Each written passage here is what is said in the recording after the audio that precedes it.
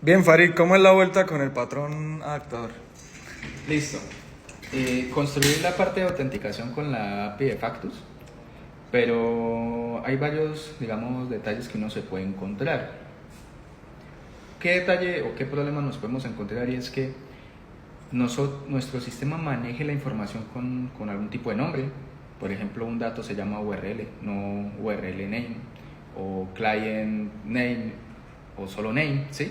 Eso es el sistema. Pero la API Factus, para autenticar, necesita recibir esos datos con unos nombres de datos específicos, con el nombre de los campos muy específicos. Entonces, en lugar de que yo cambie las cosas en mi sistema, lo que se puede hacer es un patrón adaptador que precisamente lo que va a hacer es convertir la información de mi sistema en los datos que necesita Factus para que funcione. Entonces ahí está el patrón adaptador de qué es lo que hace. Sí, o sea, lo normaliza para que cada vez que cambie algo en en la API no tenga que cambiarlo en Y el no sistema. solo eso, Factus también responde con unos datos Ok. que después son usados en el sistema para autenticación y enviar Sí, otros sí, datos sí. al endpoint. En Igual- caso de que Factus cambie algún dato de respuesta, yo no tenga que cambiar nada en mi sistema, solo el adaptador para que todo Listo. funcione. Bien. Entonces, a grandes rasgos, ¿cómo es el ejemplo? Entonces yo tengo un servicio Sí. que se llama Factus Service. Este servicio consta de un método que es Authenticate. Authenticate recibe un array de datos. Un array de datos puede ser un modelo, el modelo de la empresa o un modelo de usuario, lo que sea, recibe unos datos, ¿sí? Internamente, este método Authenticate se está comunicando con el servicio de autenticación de Factus, Authentication Service. Ujú. ¿Por qué lo separé? Porque es que el servicio de autenticación tiene una lógica. Entonces, no quiero que las clases queden muy extensas en código, sino que cada clase se encargue de algo muy específico siguiendo el principio de responsabilidad única, ¿sí? Entonces, este servicio de autenticación tiene unos métodos. A grandes rasgos, tiene un método que es el de getFactusCredentials. Este getFactusCredentials lo que hace es obtener el array de las credenciales que necesito para Factus a partir de un array de muchos datos. ¿Para qué? Para que cada vez que yo quiera obtener las credenciales, yo no tenga que manualmente ponerme a estructurar ese array, sino que una vez el sistema lo haga. Posteriormente, él lo que hace es validar esas credenciales con este método de Validate Credentials. Este método está en una clase que se llama Factus Validator. ¿Por qué lo manejé en otra clase? Para que esa clase solo se encargue de la validación de esos datos, que es este método de acá.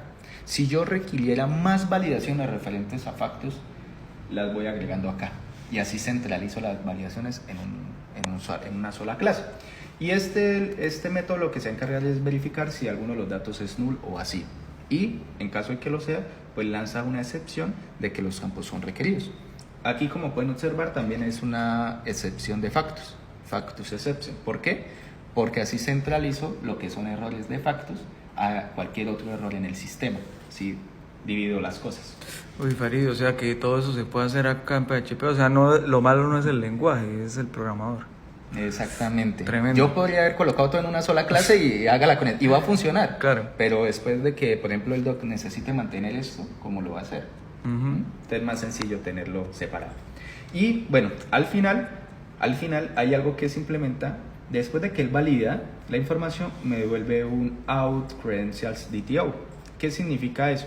Significa que me va a devolver la información con los datos que sí o sí se necesitan para que en el sistema funcione todo. De eso se trata los DTOs. Los DTOs lo que hacen es devolverme una estructura definida de datos en lugar de yo pasarle un array de información. Porque al final, si el doc necesita mantener esto, él no sabe qué está devolviendo. Con el DTO sí ya sabe qué está devolviendo, y devuelve un Factus URL, un Client ID, un Client Secret. Eso ya lo sabe acá. Ok. Entonces, incluso aquí se los voy a mostrar un momentico. DTO, aquí. Mire, es esto. Ujú. Entonces, siempre cuando yo hable de credenciales, estoy hablando de estos campos. Siempre. Eso no va a cambiar. Entonces, Ok. así mantengo una estabilidad en el sistema y mitigación de errores. Posteriormente, ahora sí, el método, digamos, importante es el de Authenticate. Authenticate recibe un out credentials DTO. Ya sabemos que es que tiene el DTO, entonces ahí no hay problema, ¿cierto? Luego lo que vamos a intentar es primero crear un endpoint.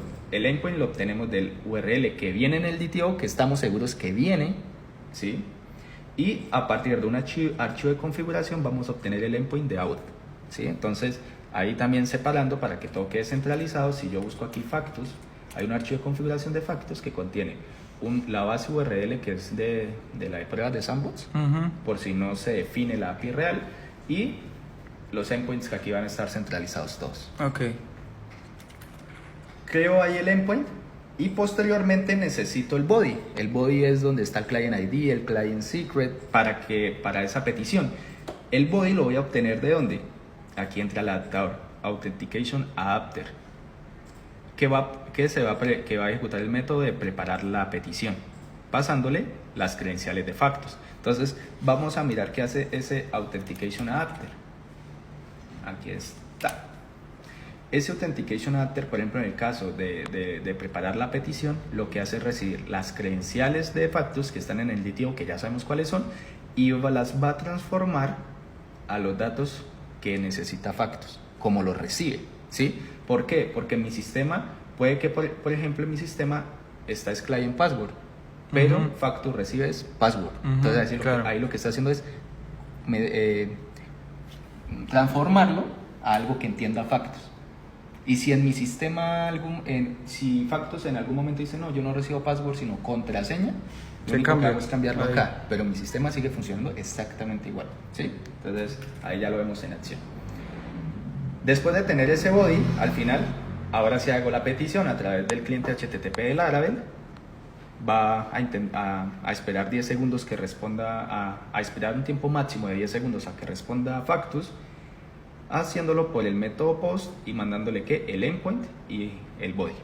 Si todo va bien, vamos a obtener una respuesta aquí a través del método successful de que todo fue bien. Vamos a retornar esa respuesta nuevamente en un Authentication Adapter, parsear la respuesta, que si vemos parsear la respuesta es convirtiendo los datos a algo que mi sistema entienda. Entonces esto al final, este parse response me va a volver un out response DTO. Se va a caer el tiempo, Farid. Un app response DTO que contiene un token type, un expire, bueno, todos esos datos. Y aquí lo que hago es recibir tal cual como me la devuelve Factus, colocándolos en ese DTO. Por si cambia algo en Factus, mi sistema funcione perfecto. Y así ya estaría. Y obviamente ya, por último, estaría el tema del manejo pues, de excepciones en caso de que falle la conexión. Entonces se maneja ese error. Y en caso de que la excepción no sea como tal de la API, sino algo, digamos, más del sistema, pues también maneja otra excepción y muestra pues todas las validaciones. Bien, ahí está. Si se quedaron hasta este momento del video, usen Laravel y conecten Factus.